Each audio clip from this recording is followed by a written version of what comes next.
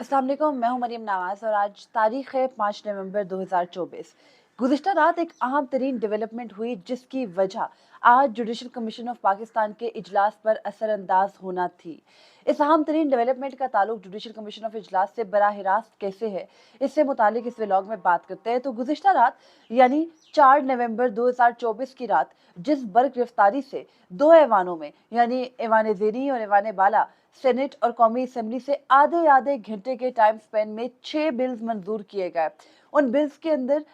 के जो कंटेंट था वो इतना खतरनाक है कि कम अज कम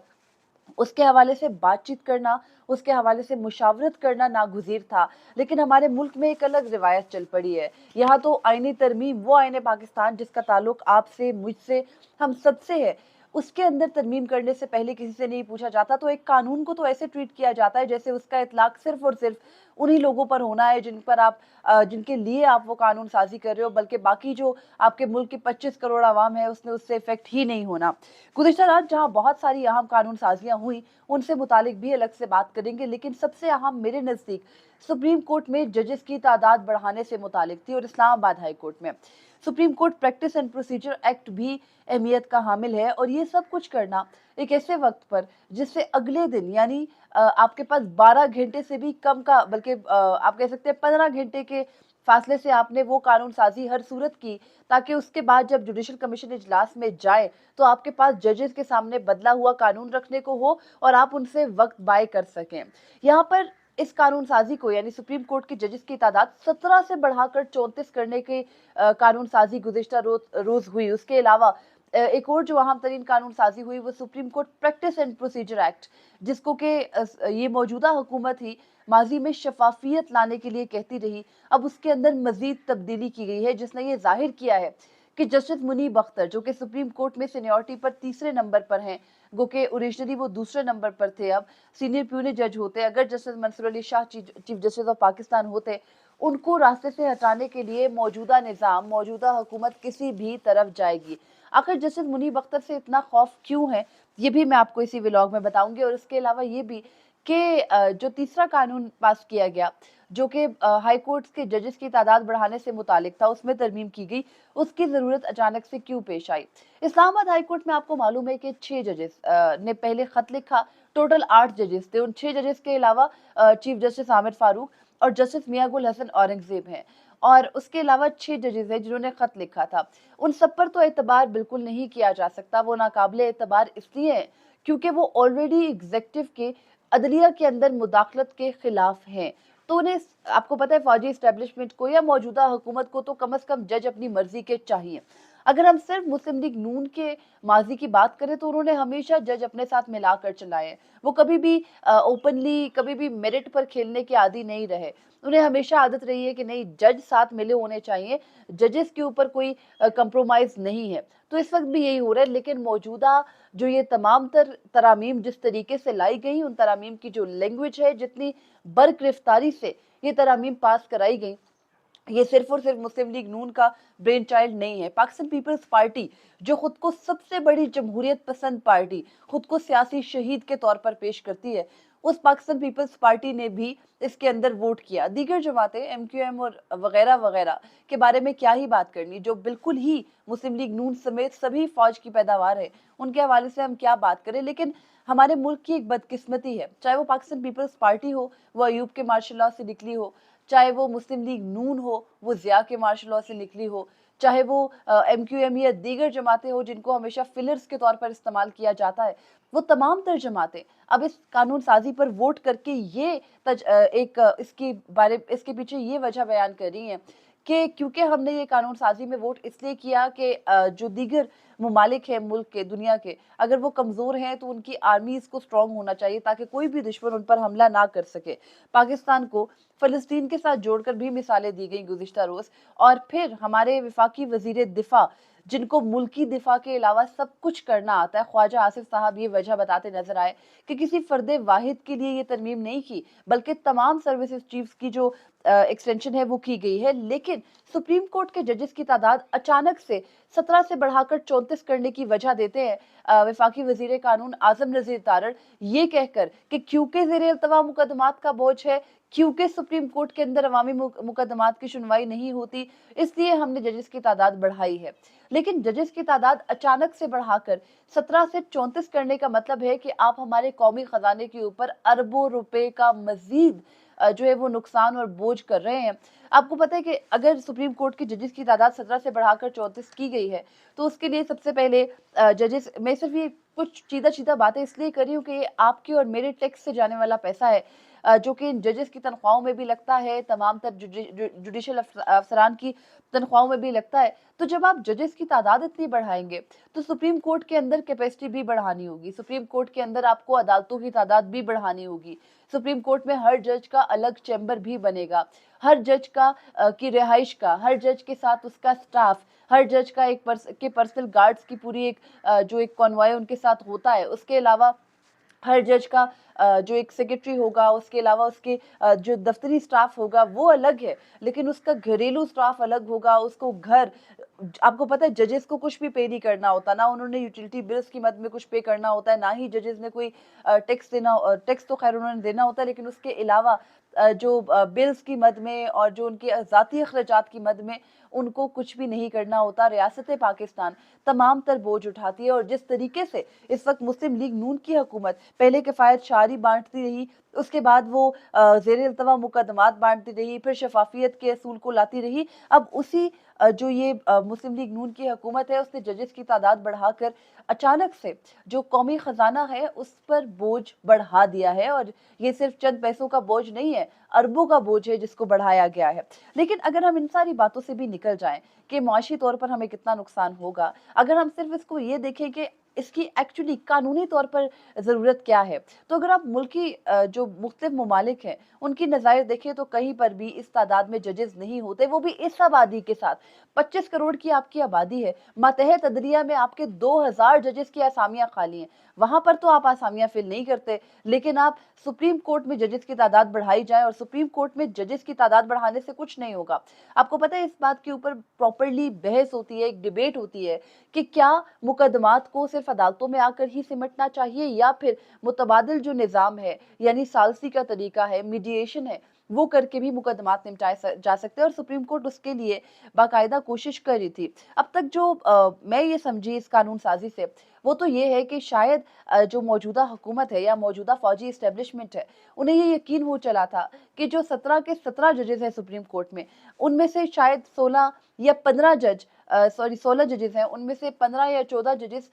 उनके खिलाफ हैं, और ये 34 जज लाकर आप 17 के 17 नए जज बिठाकर अपनी मर्जी के जजेस को आईनी बेंचेस में लगाकर अपने तमाम तर गैर कानूनी इकदाम को कानूनी तौर पर तौसीक देने की जो कोशिश कर रहे हैं, ये बदतरीन मार्शल लॉज के दौर में भी नहीं हुआ। मार्शल लॉज में भी डिक्टेटर्स ने पीसीओस के जरिए हल्फ दिलवाए थे जजेस को, ये कुछ नहीं किया गया था। लेकिन अगर अब नए जज हुकूमत लगाती है, उन नए जजेस के लिए लगाने के लिए मौजूदा चीफ जस्टिस याया खान आफरीदी की मुशावरत नागुज़ीर होगी। उसके अलावा सुप्रीम कोर्ट के सीनियर जजेस की मुशावरत के बगैर ये मुमकिन नहीं हो पाएगा। तो ऐसी सूरत हाल में मौजूदा चीफ जस्टिस हर मामले में शरीके जुर्म ठहरेंगे। अगर हम बात करें, मैं ये क्यों कह रही हूँ, तो आपने गुज़िश्ता रात देखा होगा कि हसनात मलिक साहब ने बड़ी खबर दी। पहले हमने ये खबर ज़रूर दी थी कि 6 जजेस से ख़त लिखकर बात की थी, ऐसे के ख़त के मामले पर बात की थी जस्टिस याया खान आफरीदी ने, लेकिन उन्हीं जस्टिस याया आफरीदी ने अपनी supreme court practice and procedure committee, जो कि शायद 1 हफ्ते के लिए फ़ाल हुई थी और अब तो उसके अंदर तरमीम आ गई है, उस कमेटी का इजलास जब बैठा, जजेस ने बुलाने का कहा, उसके अलावा 2 जजेस ने मुकदमे को 4 नवंबर को, जो कि 26वीं आईनी तरमीम के खिलाफ अब तक की तकरीबन 7 से 8 आईनी दरख्वास्तें हैं, उनको मुकर्रर करने की मंजूरी दी, तो जस्टिस याया आफरीदी ने ये नहीं करने दिया। उन जजेस ने रजिस्ट्रार को लिखा, रजिस्ट्रार ने कॉज लिस्ट भी नोटिफाई नहीं की, यानी जस्टिस याया अफरीदी अपनी एब्सोल्यूट पावर्स पे वापस जा चुके हैं। अगर हुकूमत ये समझे कि supreme court practice and procedure committee के अंदर जो उन्होंने अब हालिया तरमीम की है, जिसके बारे में हम पहले भी बात करते रहे हैं कि सुप्रीम कोर्ट के 2 सीनियर जजेस यानी जस्टिस मंसूर अली शाह उसमें होंगे ही, और तीसरे जज होंगे आईनी अदालत के सरबराह। और आईनी अदालत के सरबराह हम सबको अब मालूम है, मुझे तो कोई शक नहीं है कि आज जस्टिस अमीनुद्दीन खान ही ने लगना है, क्योंकि मैं हमेशा कहती हूँ उनसे बेहतरीन कोई और ऑप्शन मौजूदा फौजी एस्टेब्लिशमेंट, मौजूदा निज़ाम, मौजूदा हुकूमत के लिए नहीं हो सकता, क्योंकि बाकी हर जज माजरत के साथ अपना दिमाग इस्तेमाल करने की सलाहियत रखता है। उसके अलावा ये कि अब ये जो कानून साजी कर दी गई, यानी supreme court practice and procedure के जो कमेटी है, 3 रुकनी जजेस कमेटी, उसकी हियत तब्दील कर दी गई। उसके अलावा सुप्रीम कोर्ट के जजेस की तादाद 17 से बढ़ाकर पहले 23 करने की मंजूरी होती है पार्लियामेंट की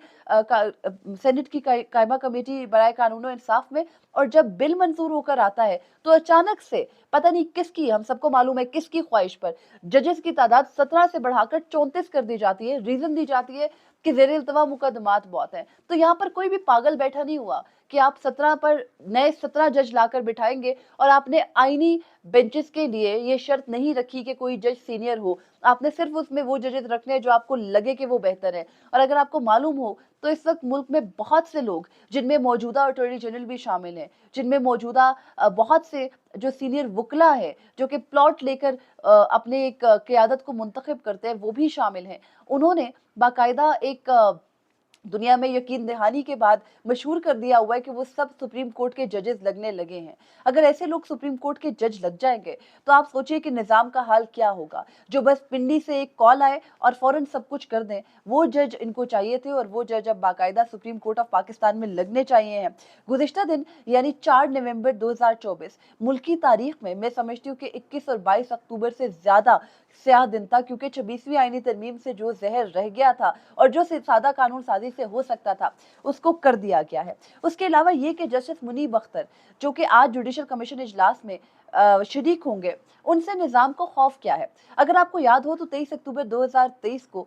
जो एक जजमेंट आया था फौजी अदालतों से मुतालिक, उसके बाद में डिटेल रीजनिंग आई थी। उस डिटेल रीजनिंग के हवाले से आज तक कोई बात नहीं करता, लेकिन वो इतनी खौफनाक ज़रूर थी। उस डिटेल रीजनिंग खौफनाक हमारे लिए नहीं, शायद अगर कोई वो मुहज़्ज़ब मुआशरा होता, कोई जमहूरी मुल्क होता, तो उसके लिए वो जजमेंट ऐसी ज़रूर होती कि उसको घुमा घुमा के चलाया जाता, उसके बारे में बात की जाती। उसके अंदर जस्टिस मुनीब अख्तर ने लिखा कि बदतरीन जो जंगें भी चल रही थी मुल्क में, यानी जब वॉर क्राइम्स हो रहे होते हैं, तब भी औरतों, बच्चों और सिविलियंस के जो हकूक हैं, उनको पामाल नहीं किया जाता, तब भी उन हकूक का ख्याल रखा जाता है। तो ये कैसा निज़ाम है जिसमें आप सिविलियंस को उठाकर फौज के तहवील में दे दो और उनके हवाले कर दो और वहाँ पर ट्रायल्स चले। उसके अलावा उन्होंने हर तरह की दुनियावी मिसालें कोट करके बताया कि कैसे ये नामुमकिन है कि आप सिविलियंस का फौजी अदालतों में ट्रायल करें। लेकिन वो जस्टिस मुनीब अख्तर जिन्होंने सिर्फ ये नहीं किया, पिछले साल से इलेक्शन मैटर्स, फिर 63A का मामला, फिर मौजूदा दौर में या पिछले दौर में साबिक चीफ जस्टिस काजी फरीसा के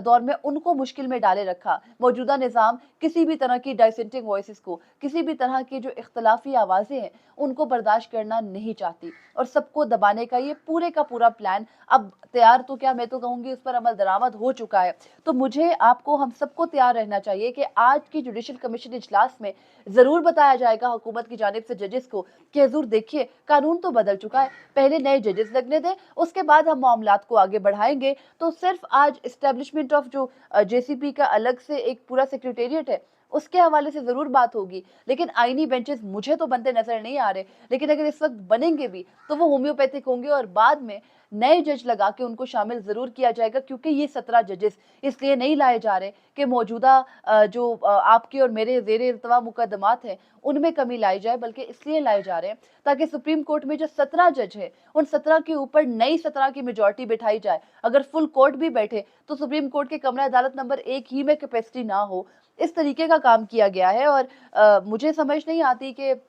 हमारे मुल्क में जो तकरीबन 59,000 से कुछ ज़्यादा केसेस हैं, उन केसेस के लिए ये जो 34 के 34 जज लगाकर खजाने पर अरबों का बोझ डाला गया है, इससे क्या फ़ायदा हासिल होगा हम आने वाले दिनों में देखेंगे। जब कभी इस किस्म के एडवेंचर्स इस मुल्क में किए गए, हमारी बदकिस्मती है, बहुत बदकिस्मती है कि इस मुल्क में सिर्फ और सिर्फ एडवेंचर्स किए जाते हैं। हर थोड़े अरसे के बाद एक नया टेस्ट करके देखा जाता है, यानी आपने मुल्क को, उसकी आवाम को, मुल्क को लेबॉर्ट्री और उसकी आवाम को लेबॉर्ट्री के अंदर जो चूहे या हमें पता है मेंढकों के ऊपर अक्सर करके देखी जाती है डायसेक्शंस, किस तरीके से ऑपरेशन हो सकते हैं। वही इस मुल्क का हाल है कि आपने हर इदारे को चूहे और मेंढक की तरह और आवाम को बिल्कुल ही कीड़े मकोड़े की तरह ट्रीट करना शुरू किया है। और ये तमाम तरह आज कानून साजियाँ गुज़िश्ता रात कम से कम वक्त में, यानी आधा-आधा घंटा, आपने बहस तो चलिए, बहस का तो किस्सा ही नहीं रहा है इस मुल्क में, कानून साजियों पर की जाए, कहीं पर बिल तो फ्लोट हो, कहीं मंजरे आम पर पेश होने से पहले आए तो। ये खुफिया तरीके से कानून साजियाँ करने का जो तरीका है, अगर पहले वो अदालतों से कलअदम हो जाती थी, तो अब हमारी पूरी कौम को मुबारक हो कि हमारे ऊपर जो इस वक्त जबर का निज़ाम, जुल्म का, फिस्तायत का निज़ाम इस वक्त मुसल्लत है, अब उसने वो रास्ता भी रोक दिया है कि इन्हीं कानून साजियों पर कोई अदालती रिव्यू होगा। क्योंकि इस्लामाबाद हाई कोर्ट के जजेस 8 खटक रहे थे, तो वहाँ पर तादाद 12 कर दी गई ताकि वहाँ पर भी कोई मेजॉरिटी अटेन हो सके। वैसे गलती कर गए, 16 जजेस कर लेते, वहाँ पर ज़्यादा बेहतर होता। उसके अलावा मुकदमात का ज़्यादा बोझ उनको सुप्रीम कोर्ट पर लगा। मातहत अदलिया की 2000 असामियाँ बेशक खाली रहें, तो सुप्रीम कोर्ट के अंदर भी जजेस की तादाद को बढ़ा दिया गया। और अब जुडिशल कमीशन इजलास में मैं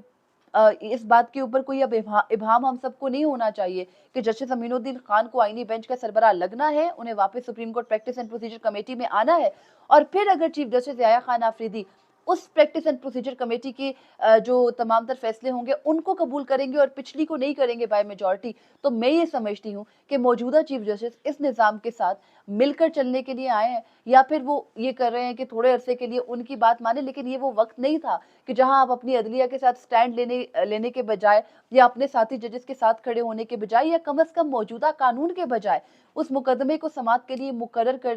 करते, और आपने वो नहीं किया। और अब आप हुकूमती तमाम तर जो इकदामात है उनकी तौसीक करेंगे, तो फिर आप भी शरीके जुर्म ठहरेंगे। तो मौजूदा चीफ जस्टिस याया खान आफरीदी के हवाले से ये जो दावा सामने आ रहा है,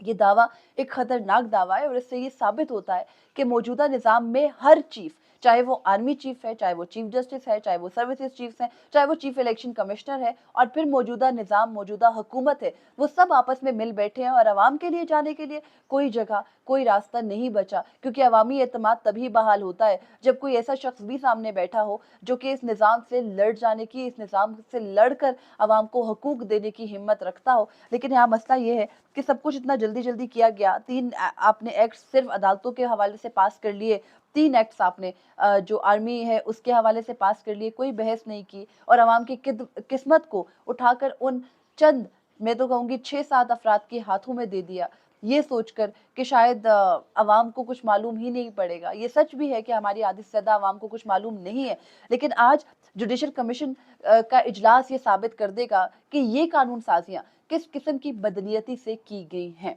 अब तक के लिए इतना ही है। जुडिशल कमीशन का इजलास भी आज है। मजीद तफसीलात, खासतौर पर आर्मी चीफ की एक्सटेंशन, आर्मी एक्ट में क्या तब्दीलियां की गई हैं, अब से कुछ देर में आपके सामने मजीद अपडेट्स रखूंगी। मुझे इजाजत दीजिए। अल्लाह हाफिज।